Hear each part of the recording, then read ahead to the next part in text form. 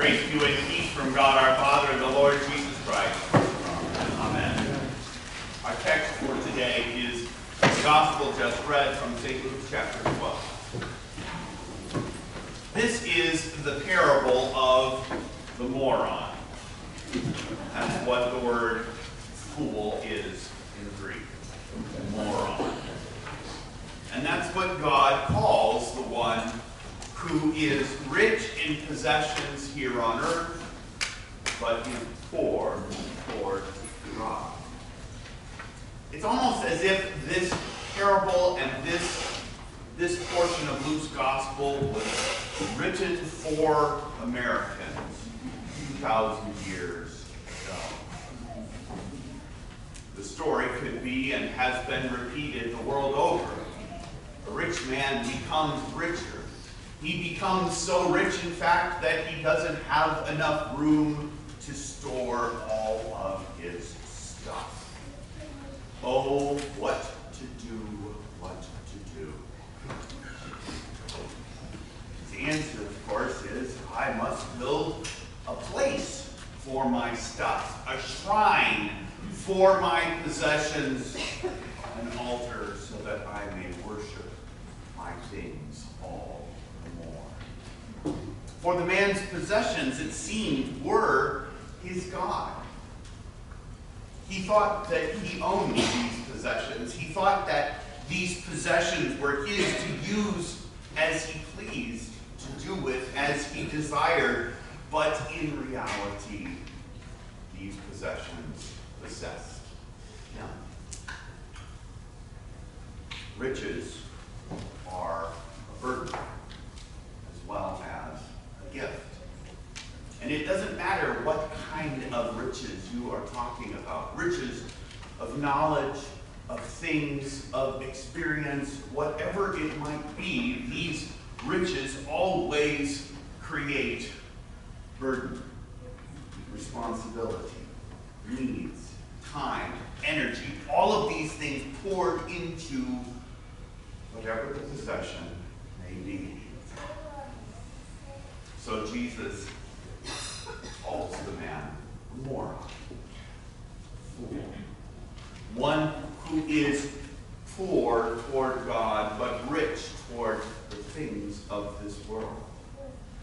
Now, the American way to kind of turn and twist this today would be that this is a parable about minimalism. I mean, that's kind of the cool word for the day, right?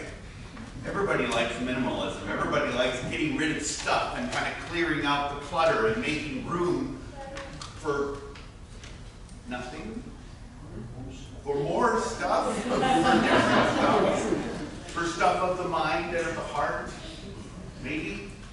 But that is the challenge of today, is that we're tempted to kind of go through these cycles, kind of a spiritual stuff recycling program, where we get rid of some things only to wait for them to kind of creep back in again and again and again. For make no mistake, if all we do is empty ourselves of one set of things, something else will take its place.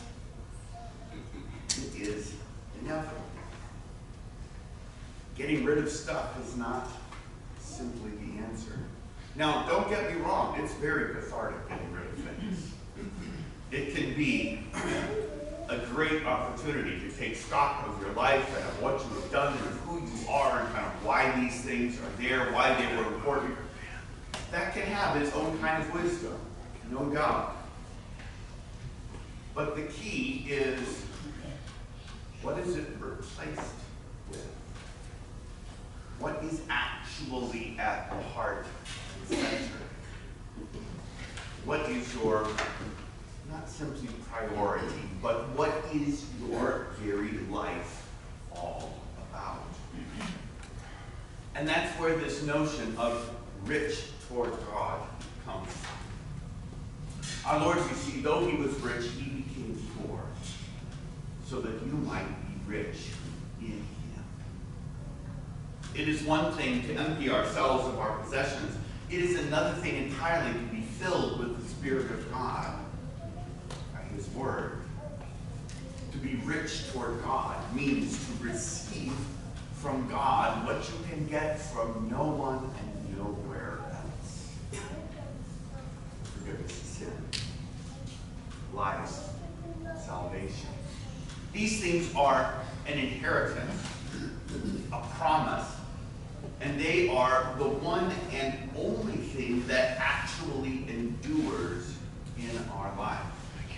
We can fill our lives with things, we can fill our lives with experiences, we can fill our lives with memories, but if our lives are not filled with Jesus Christ and the forgiveness of sins, it is but empty vanity.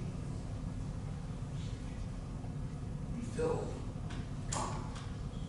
Be filled not with an idea or a concept or a philosophy. Be filled with God.